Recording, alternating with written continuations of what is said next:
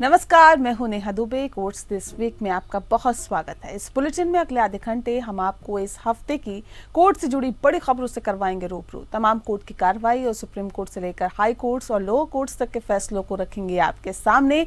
तो आइए शुरू करते हैं courts this week.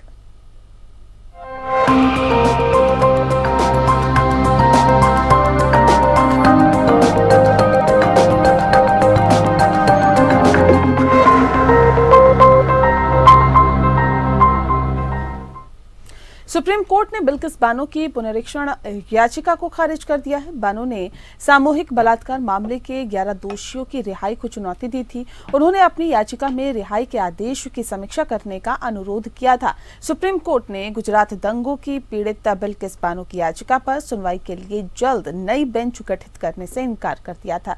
Bilkis Bano के साथ गैंग रेप करने और परिवार के लोगों की हत्या करने के 11 दोषियों को माफी नीति के तहत इस साल 15 अगस्त को जेल से रिहा कर दिया गया था। उन्हें आजीवन कारावास की सजा मिली थी। गुजरात सरकार की माफीनामा नीति के खिलाफ बिल्किस ने शीर्ष अदालत में याचिका दायर की और साथ ही साथ आपको बता दें कि दोषियों को फिर से जेल भेजा जा सके, इसके लिए याचिका दायर की गई थी।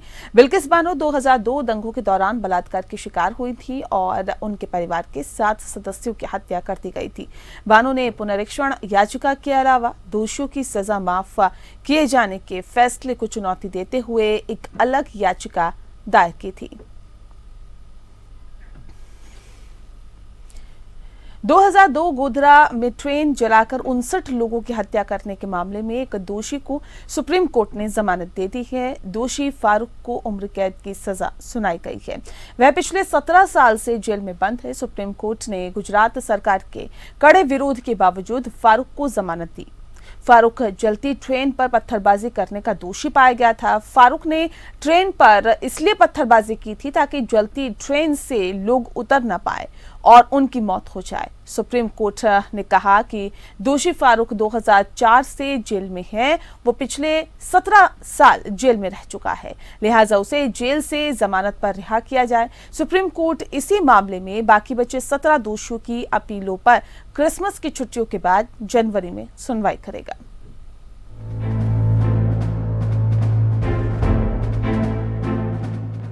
सुप्रीम कोर्ट ने 2002 के गोधरा ट्रेन कोच जलाने के मामले में आजीवन कारावास की सजा काट रहे एक दोषी को जमानत दे दी है। अदालत ने ये जमानत ये देखते हुए दी कि वो पिछले 17 वर्षों से जेल में बंद है। प्रधान न्यायाधीश जीवाई चंद्रचूड़ और न्यायमूर्ति पीएस नरसिम्हा की पीठ ने दोषियों में से एक फारूक की ओर से पेश वकील की दलील पर ध्यान दिया कि उसे अब तक की अवधि को देखते हुए जमानत दी जाए। इस मामले के कई दोषियों की सजा के खिलाफ अपील शीर्ष अदालत में लंबित है। गुजरात सरकार की ओर से सॉलिसिटर जनरल तुषार मेहता ने कहा कि ये सबसे जघन्य अपराध था जिसमें महिलाओं और बच्चों सहित 59 लोगों को जिंदा जला दिया गया था और दोषियों की अपील जल्द से जल्द सुनने की जरूरत है। मेहता ने कहा कि आमतौर पर पथराव करना मामूली प्रकृति का अपराध है। हालांकि मौजूदा मामले में ट्रेन के कोच को बोल्ट किया गया था और ये सुनिश्चित करने के लिए पथराव किया गया था कि यात्री बाहर ना आ सके और इसके अलावा फायर टेंडर पर भी पत्थर फेंके गए। फारूक समेत कई अन्य लोगों को साबरमती एक्सप्रेस के कोच पर पथराव करने का दोषी ठहराया गया था। पिछली सुनवाई में भी गुजरात सरकार ने सुप्रीम कोर्ट में दोषियों की जमानत का विरोध किया था। सुप्रीम कोर्ट में तब भी गुजरात सरकार ने पत्थरबाजों की भूमिका को गंभीर बताया था क्योंकि उसी वजह से जलती ट्रेन से झुलसते हुए यात्री निकल नहीं पाए और जलकर मारे गए। सॉलिसिटर जनरल तुषार मेहता ने कोर्ट को आश्वस्त किया था कि वो हर दोषी की भूमिका की जांच करेंगे। सरकार ये भी देखेगी कि इस परिस्थिति में क्या कुछ लोगों को जमानत पर रिहा किया जा सकता है। सुप्रीम कोर्ट ने गुजरात सरकार से 15 दिसंबर को अपनी रिपोर्ट पेश करने को कहा था। 13 मई 2022 को अदालत ने दोषियों में से एक अब्दुल रहमान धंतिया उर्फ कनकत्तो जम्बुरो को 6 महीने की अंतरिम जमानत इस आधार पर दी थी कि उसकी पत्नी टर्मिनल कैंसर से पीड़ित थी और उसकी बेटियों को मानसिक रूप से कमजोर हैं। 11 नवंबर 2022 को कोर्ट ने उसकी जमानत 31 मार्च 2023 तक बढ़ा दी थी। 27 फरवरी 2002 को जो अपराध हुआ था उसके परिणाम स्वरूप साबरमती एक्सप्रेस के S6 कोच के अंदर आग लगने से 59 लोगों की मौत हो गई थी जो अयोध्या से कार सेवकों को ले जा रही थी। गोधरा कांड ने गुजरात में सांप्रदायिक दंगों को जन्म दिया। मार्च 2011 में ट्रायल कोर्ट ने 31 लोगों को दोषी ठहराया था, जिनमें से 11 को मौत की सजा सुनाई गई थी और बाकी 20 को आजीवन कारावास की सजा सुनाई गई। 63 अन्य आरोपियों को बरी कर दिया गया। 2017 में गुजरात हाई कोर्ट ने 11 की मौत की सजा को आजीवन कारावास में बदल दिया और अन्य 20 को दी गई उम्र कैद की सजा को बरकरार रखा। Bureau report, APN। वहीं लोक सेवक भ्रष्टाचार मामले में सुप्रीम कोर्ट ने बड़ा फैसला दिया है। कोर्ट ने कहा है कि लोक सेवक के रिश्वत लेने का मामले में प्रत्यक्ष साक्ष्य के अभाव में परिस्थिति जन्य साक्ष्य से दोषी ठहराया जा सकता है। कोर्ट ने कहा है कि परिस्थिति जन्य साक्ष्य भी दोष सिद्ध के लिए काफी है। अदालत ने कहा कि रिश्वत की मांग और स्वीकृति साबित करना होगा। इस फैसले और 3 जजों की पीठ के फैसले में कोई विरोधाभास नहीं है।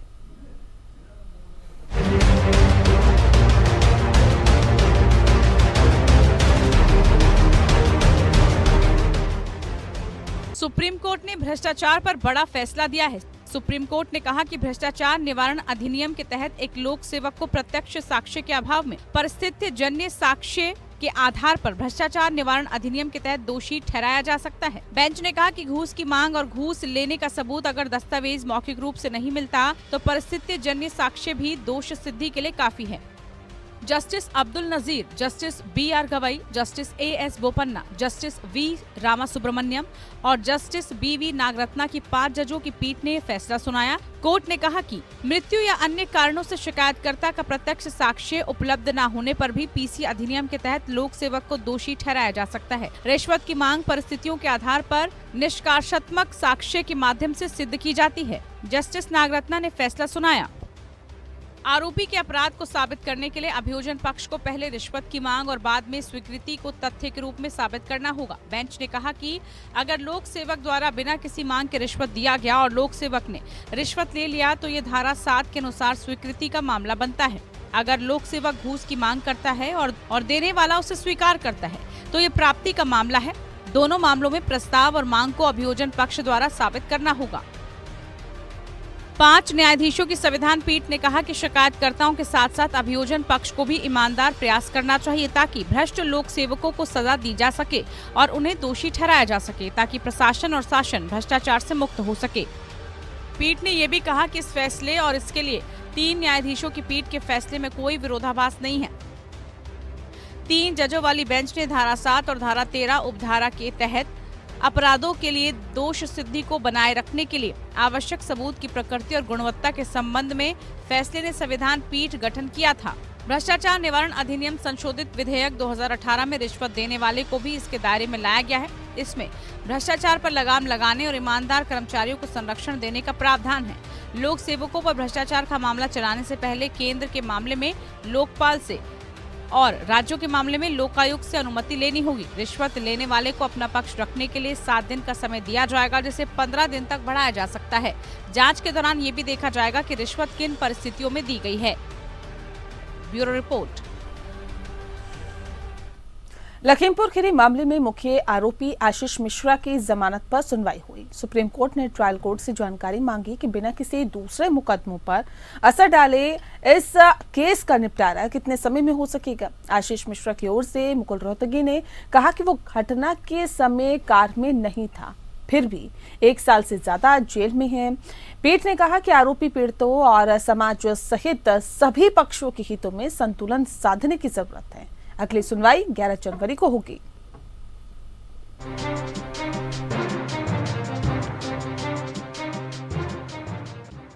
लखीमपुर खीरी हिंसा मामले में केंद्रीय मंत्री अजय मिश्रा के बेटे आशीष मिश्रा की जमानत अर्जी पर सुप्रीम कोर्ट में सुनवाई हुई। आशीष मिश्रा को फिलहाल जमानत नहीं मिली है। अब इस मामले में 11 जनवरी को सुनवाई होगी। आरोपी की ओर से मुकुल रोहतगी ने कहा कि आशीष मिश्रा की आरोप मुक्त करने की अर्जी निचली अदालत ने खारिज कर दी है। आशीष मिश्रा पर आरोप तय कर दिए गए हैं। मिश्रा घटना के समय कार में नहीं था, फिर भी 1 साल से ज्यादा जेल में है। पहले हाईकोर्ट ने जमानत दी थी, लेकिन सुप्रीम कोर्ट ने जमानत रद्द कर फिर से मामले को हाईकोर्ट भेज दिया था। जस्टिस सूर्यकांत ने पूछा, घटनास्थल और अखाड़ा के बीच की कितनी दूरी है। रोहतगी ने कहा कि उनके बीच 4 किलोमीटर की दूरी है। यूपी सरकार ने कहा कि लखीमपुर खीरी एक जघन्य अपराध है। साथ ही सुप्रीम कोर्ट ने यूपी सरकार पर सवाल उठाया, आरोपी को कब तक जेल में रखा जा सकता है। जिस तरह पीड़ितों के अधिकार होते हैं, वैसे आरोपी के भी कुछ अधिकार हैं। ऐसे में दोनों के अधिकारों के बीच कैसे संतुलन बनाया जा सकता है। यूपी सरकार की तरफ से आशीष की जमानत का विरोध किया गया। पीड़ितों की ओर से दुष्यंत दवे ने जमानत का विरोध किया। उन्होंने कहा, ये मामला जमानत का नहीं है, ये केस आरोपी के अधिकार का नहीं है। 5 लोगों को कोल्ड ब्लड मार डाला गया। ये लोग असाधारण रूप से शक्तिशाली हैं, ये पावरफुल लोग हैं। इनके पिता ने खुलेआम धमकी दी थी। 5 लोगों की हत्या हुई और 1 दिन पहले ही एक गवाह पर हमला हुआ। जस्टिस सूर्यकांत ने पूछा कि उन्होंने हिरासत में कितना समय बिताया है, जिसके जवाब में रोहतगी ने कहा कि उन्होंने 1 साल से अधिक बिताया है। इस मामले में FIR दर्ज कराने वाला जगजीत सिंह चश्मदीद गवाह नहीं है। रोहतगी ने कहा कि आशीष मिश्रा 4 किलोमीटर दूर एक दंगल में थे, जिसके वीडियो सबूत उपलब्ध हैं। उस वक्त वाहन में लोग थे, उन पर पत्थर फेंके गए तो जीप चालक ने रफ्तार तेज करने का प्रयास किया। आशीष मिश्रा के पास लाइसेंस वाली गन है, जिसका इस घटना से कोई लेना देना नहीं है। गन की जांच भी की गई। कार में सवार लोगों का कहना है कि कार पर पत्थर फेंके गए और अगर आप पत्थर फेंकेंगे तो बचने के लिए गाड़ी भगाने की कोशिश करेगा, जिसकी वजह से तेज रफ्तार उस दुर्घटना का कारण बनी। इलाहाबाद हाई कोर्ट से जमानत रद्द होने के फैसले को आशीष मिश्रा ने सुप्रीम कोर्ट में चुनौती दी है। Bureau report, APN news.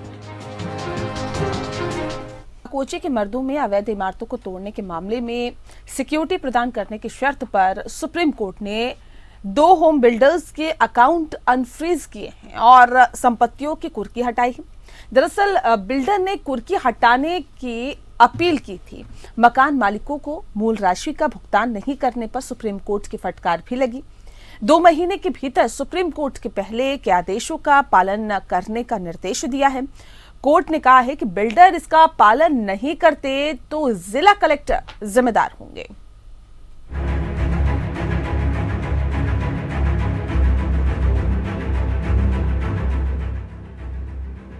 Supreme court ने 2 साल पहले कोच्चि के मर्दू में 4 अवैध इमारतों को तोड़ने से संबंधित एक मामले में alpha ventures private limited, KP Varkey और VS बिल्डरों को डीअटैच्ड किया जाएगा और उनके बैंक अकाउंट अनफ्रीज किए जाएंगे।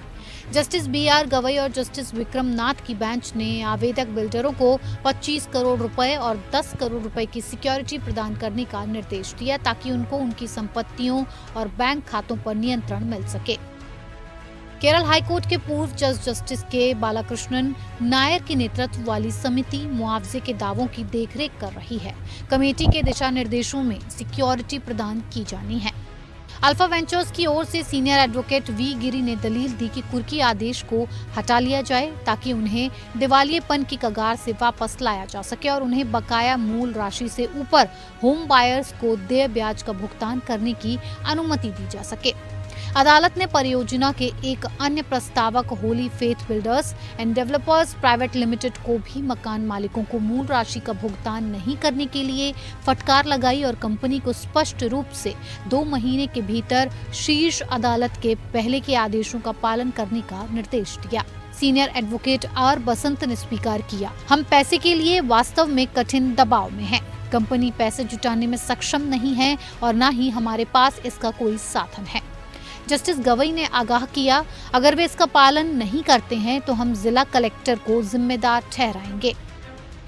इसके अलावा जस्टिस गवई की अगुवाई वाली बेंच को सूचित किया गया कि केरल कोस्टल मैनेजमेंट अथॉरिटी ने कुछ बिल्डरों द्वारा उस जगह पर पुनर्निर्माण के लिए दायर आवेदन पर आपत्ति जताई थी, जहां अब 4 इमारतें खड़ी हैं। हालांकि एमिकस क्यूरी ने सुझाव दिया कि छोटे पैमाने के निर्माण के लिए भूमि के पार्सल की नीलामी की जा सकती है, जिसके लिए न तो पर्यावरणीय प्रभाव मूल्यांकन की आवश्यकता होती है और न ही CRZ विनियमों का उल्लंघन होता है। भूमि के धारकों को इस कवायद के माध्यम से जो भी फंड प्राप्त हो सकता है उसे वसूल करने की अनुमति दी जानी चाहिए, क्योंकि विवादित भूमि इन वर्षों के लिए खाली पड़ी है। पीठ ने ये भी कहा कि वो अगली सुनवाई पर देनदारी के बंटवारे के मुद्दे पर विचार करेगी। पूर्व जज जस्टिस थोटाथिल B राधाकृष्णन उल्लंघनों की जांच कर रहे हैं। उन्होंने अवैध निर्माण के लिए बिल्डरों के अलावा केरल सरकार और मराडू नगरपालिका अधिकारियों को भी उत्तरदायी ठहराया है। Bureau report.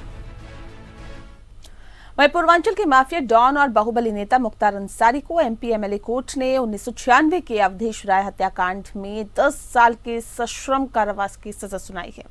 उस पर 5 लाख का जुर्माना भी लगाया गया है। गैंगस्टर एक्ट के तीसरे मामले में मुख्तार अंसारी को ये सजा सुनाई गई है।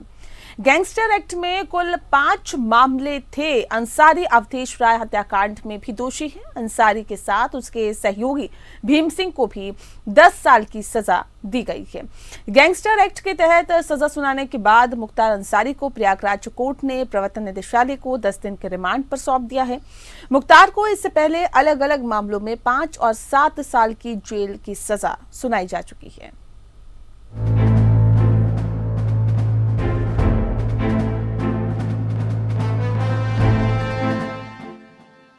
बांदा जेल में बंद माफिया सरगना मुख्तार अंसारी और उसके सहयोगी भीम सिंह गैंगस्टर मामले में दोषी पाए गए हैं। गाजीपुर के एमपी एमएलए कोर्ट ने मुख्तार अंसारी और भीम सिंह को 10-10 साल की सजा और 5-5 लाख जुर्माना लगाया है। विशेष जज एडीजे दुर्गेश पांडे ने गवाहों और साक्ष्य के आधार पर मुख्तार और भीम सिंह को दोषी पाया। इसके बाद सजा सुनाई गई। ईडी की कस्टडी से मुख्तार अंसारी को वीडियो कॉन्फ्रेंसिंग के माध्यम से कोर्ट में पेश किया गया। इधर दोषी करार दिए जाने के बाद भीम सिंह को पुलिस ने हिरासत में ले लिया। 1996 में दर्ज गैंगस्टर मामले में 26 साल बाद कोर्ट ने आरोपियों को दोषी करार दिया। इसके बाद सजा की घोषणा हुई। मुख्तार अंसारी लंबे समय से जेल में ही बंद हैं। अंसारी को बांदा जेल से प्रयागराज लाया गया था। प्रयागराज कोर्ट ने प्रवर्तन निदेशालय को उसे 10 दिन की रिमांड पर सौंप दिया। ईडी ने पीएमएलए की आपराधिक धाराओं के तहत अंसारी को हिरासत में लिया। अंसारी एजेंसी की पेशी वारंट के आधार पर प्रयागराज की एक अदालत में उसे पेश किया गया था। ईडी ने नवंबर में प्रयागराज में अपने कार्यालय में पूछताछ के बाद उनके विधायक बेटे अब्बास अंसारी को भी गिरफ्तार कर लिया था। इससे पहले मुख्तार अंसारी के रिश्तेदार आतिफ रजा को गिरफ्तार किया गया था। मुख्तार अंसारी के खिलाफ मनी लॉन्ड्रिंग का मामला उत्तर प्रदेश पुलिस की दर्ज कई एफआईआर से निकला है। इसके अलावा विकास कंस्ट्रक्शन नामक कंपनी के खिलाफ 2 प्राथमिकियां दर्ज की गई थीं, जिसे अंसारी की पत्नी आतिफ रजा समेत 2 रिश्तेदार और अन्य लोग चला रहे थे। मुख्तार अंसारी जमीन हथियाने, हत्या और वसूली समेत अन्य आरोपों पर उनके खिलाफ दर्ज कम से कम 49 आपराधिक मामलों के संबंध में ईडी की जांच के घेरे में है। वो हत्या के प्रयास और हत्या समेत कई मामलों में उत्तर प्रदेश में मुकदमों का सामना कर रहा है। मुख्तार अंसारी और उसके सहयोगी भीम सिंह पर 1991 में अवधेश राय हत्याकांड के बाद 1996 में गैंगस्टर का मुकदमा दर्ज हुआ था। लंबे समय तक ट्रायल नहीं होने से मामला टलता रहा। पिछले कुछ वर्षों से इस केस की सुनवाई इलाहाबाद की बेंच कर रही थी, लेकिन बाद में मुकदमा जिला सत्र न्यायालय एमपी एमएलए की विशेष कोर्ट गाजीपुर ट्रांसफर कर दिया गया। गैंगस्टर एक्ट में कुल 5 मामले थे। इसमें 2 गाजीपुर, 2 वाराणसी और 1 चंदौली में मामला दर्ज था। इस मामले में 12 दिसंबर को 11 गवाहों की गवाही, जिरह और बहस पूरी हो चुकी थी। इसके बाद फैसला सुनाने की तारीख 15 दिसंबर तय की गई थी। Bureau report. वहीं केंद्रीय मंत्री किरण रिजिजू के एक बयान ने केंद्र और न्यायपालिका के बीच तल्खी को और ज्यादा बढ़ा दिया है। कानून मंत्री ने कहा कि अगर सुप्रीम कोर्ट जमानत याचिकाओं या निरर्थक जनहित याचिकाओं पर सुनवाई शुरू करता है तो इससे बहुत अधिक अतिरिक्त बोझ पड़ेगा। हमें न्यायपालिका से ये सुनिश्चित करने के लिए कहना होगा कि केवल योग्य लोगों को ही न्याय मिले। उधर एक केस की सुनवाई के दौरान सीजेआई चंद्रचूड़ ने कानून मंत्री को सख्ती से जवाब दिया और कहा है कि अगर हम व्यक्तिगत स्वतंत्रता के मामले में कार्रवाई नहीं करते हैं और राहत देते हैं तो हम यहाँ क्या कर रहे हैं।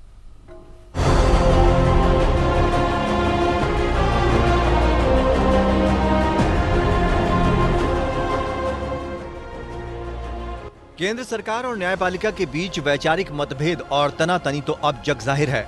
इसी कड़ी में केंद्रीय कानून मंत्री किरण रिजिजू के एक बयान ने न्यायपालिका और सरकार के बीच खटास बढ़ा दी है। केंद्रीय कानून मंत्री किरण रिजिजू ने कहा कि भारत के सुप्रीम कोर्ट जैसे संवैधानिक न्यायालय को जमानत याचिकाओं या निरर्थक जनहित याचिकाओं पर सुनवाई नहीं करनी चाहिए। रिजिजू ने कहा कि सुप्रीम कोर्ट को केवल उन्हीं मामलों की सुनवाई करनी चाहिए जो संवैधानिक न्यायालय द्वारा उठाए जाने के लिए प्रासंगिक और उपयुक्त हों। किरण रिजिजू ने सुप्रीम कोर्ट में लंबित पड़े हजारों मामलों का जिक्र करते हुए ये बयान दिया। Now most of the pending cases are in the lower courts. Supreme Court has close to 70,000 cases. That too also I have made certain remarks in a very, very good gesture to Honorable Supreme Court that you take up those cases which are relevant and which are appropriate for Supreme Court to take up. If Supreme Court of India starts hearing bail applications, if Supreme Court of India starts hearing all frivolous PILs, definitely it will cause lots of extra burden on the Honorable Court itself. संसद में रिजिजू ने अदालतों के case निपटारे के संबंध में सदन के सदस्यों द्वारा उठाए गए कुछ सवालों का जवाब देते हुए कहा कि सुप्रीम कोर्ट के समक्ष लगभग 70,000 मामले लंबित हैं। रिजिजू ने कहा कि हमें न्यायपालिका से भी ये सुनिश्चित करने के लिए कहना होगा कि योग्य लोगों को न्याय मिले और अनावश्यक बोझ पैदा करने वालों का ध्यान रखा जाए ताकि वे गड़बड़ी पैदा ना करें। When we talk about cases pending which is touching 5 crore, definitely people ask the question to law minister, and in the parliament many questions come that why so many cases are pending. Now if you see more than 4 crore and 25 lakhs cases are pending in the lower court, where Government of India has a stake. We give money, support to create better infrastructure, but we have to also ask the judiciary that please ensure that the deserving people are given justice and those unnecessary burdens are also taken care of, that they don't cause disturbances while the court is functioning or court is discharging its duties. उधर कानून मंत्री किरण रिजिजू की टिप्पणियों पर प्रधान न्यायाधीश justice DY Chandrachud ने कहा कि सुप्रीम कोर्ट के लिए कोई मामला बहुत छोटा नहीं है। CJI के कमेंट एक सुनवाई के दौरान आए मगर उसे बड़े परिप्रेक्ष्य में देखा गया है। खास तौर पर रिजिजू की टिप्पणियों के संदर्भ में CJI के ऑब्जर्वेशन को जोड़कर देखा जा रहा है। CJI चंद्रचूड़ ने कहा, अगर हम व्यक्तिगत स्वतंत्रता के मामलों में कार्रवाई नहीं करते हैं और राहत देते हैं तो हम यहाँ क्या कर रहे हैं? अगर सुप्रीम कोर्ट को इस मामले में हस्तक्षेप नहीं करना है तो हम यहाँ किस लिए हैं? तब तो हम संविधान के अनुच्छेद 136 का उल्लंघन कर रहे हैं। CJI यही नहीं रुके, उन्होंने हर मामले की महत्ता पर जोर दिया और उसे नागरिकों के हक, निजी स्वतंत्रता और न्याय की पहुंच से जोड़ा। CJI ने कहा, जब आप यहाँ बैठते हैं तो सुप्रीम कोर्ट के लिए कोई भी मामला छोटा नहीं होता और कोई मामला बहुत बड़ा नहीं होता, क्योंकि हम यहाँ अंतरात्मा की पुकार और नागरिकों की स्वतंत्रता की पुकार का जवाब देने के लिए हैं। यही यहाँ कारण है। ये बंद मामला नहीं है। जब आप यहाँ बैठते हैं और आधी रात को रोशनी जलाते हैं तो आपको एहसास होता है कि हर रोज कोई ना कोई मामला ऐसा ही होता है। व्यक्तिगत स्वतंत्रता का अधिकार अहस्तांतरणीय अधिकार है। ऐसी शिकायतों पर ध्यान देने के लिए सुप्रीम कोर्ट अपना कर्तव्य निभाता है, ना अधिक और ना ही कम। गौर करने की बात है कि भले ही सुप्रीम कोर्ट एक संवैधानिक अदालत है जहां पर संवैधानिक मसलों सुनवाई को महत्व दिया जाता है, लेकिन अदालत एपिलेट ज्यूरिडिक्शन भी है जिसमें गैर संवैधानिक मसले सुने जाते हैं। आज जमानत याचिका इसलिए भी अहम हो गई है क्योंकि इसमें निजी आजादी का मामला जुड़ा है और तमाम हाई कोर्ट और निचली अदालतों में अगर सुनवाई देर से हो रही हो या फिर अदालती फैसले से पीड़ित की संतुष्टि नहीं हुई तो वो सुप्रीम कोर्ट का दरवाजा खटखटा सकता है। ये अनुच्छेद 32 के तहत संवैधानिक तौर पर भी जरूरी है। इन हालातों में कानून मंत्री का ये बयान अपने आप में संवैधानिकता के मसले पर कमजोर दिखा। Bureau report. वहीं पूर्व दिल्ली पुलिस कमिश्नर राकेश अस्थाना नियुक्ति मामले से जुड़े बड़े कानून सवाल पर सुनवाई के लिए CJI की बेंच तैयार हो गई। बुनियादी सवाल ये है कि क्या सुप्रीम कोर्ट के प्रकाश सिंह फैसले के दायरे में दिल्ली पुलिस कमिश्नर की नियुक्ति भी आएगी। याचिकाकर्ता प्रशांत भूषण ने कहा है कि अस्थाना रिटायर हो गए हैं, लेकिन कानून का सवाल बाकी है। प्रकाश सिंह फैसले में सुप्रीम कोर्ट ने DGP नियुक्ति पर दिशा निर्देश भी दिए थे।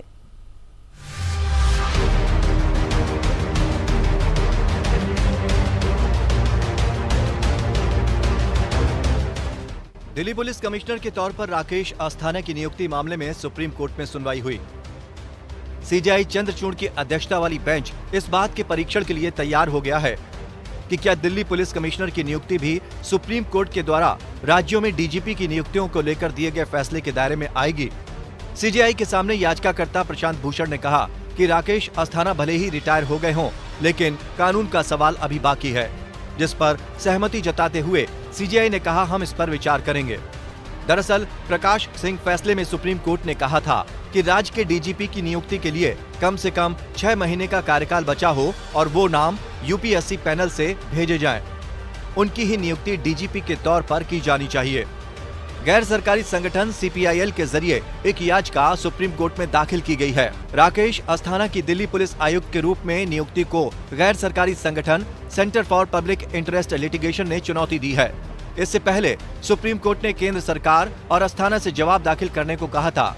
केंद्र ने अपने हलफनामे में कहा है कि एनजीओ की याचिका कानून की प्रक्रिया का दुरुपयोग है और जाहिर तौर पर मौजूदा पुलिस आयुक्त के खिलाफ कुछ व्यक्तिगत प्रतिशोध का परिणाम है।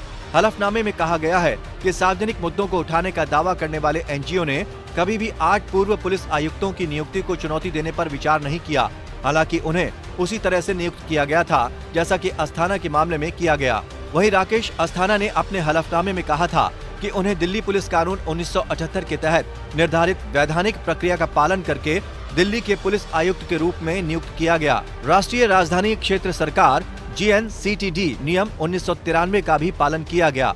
अस्थाना ने एनजीओ द्वारा उनके खिलाफ शीर्ष अदालत में दायर याचिकाओं का उल्लेख करते हुए कहा कि इन याचिकाओं के बाद उनके खिलाफ सोशल मीडिया पर अभियान चलाया गया, जिससे उनकी प्रतिष्ठा को ठेस पहुंची। अस्थाना ने कहा है कि ये उनकी इस आशंका की पुष्टि करता है कि उनकी नियुक्ति के लिए ये चुनौतियां पूरी तरह से व्यक्तिगत प्रतिशोध का परिणाम थीं। Bureau report. और चलिए इसी के साथ कोर्ट्स दिस वीक में इतना ही। मुझे दीजिए इजाजत। नमस्कार।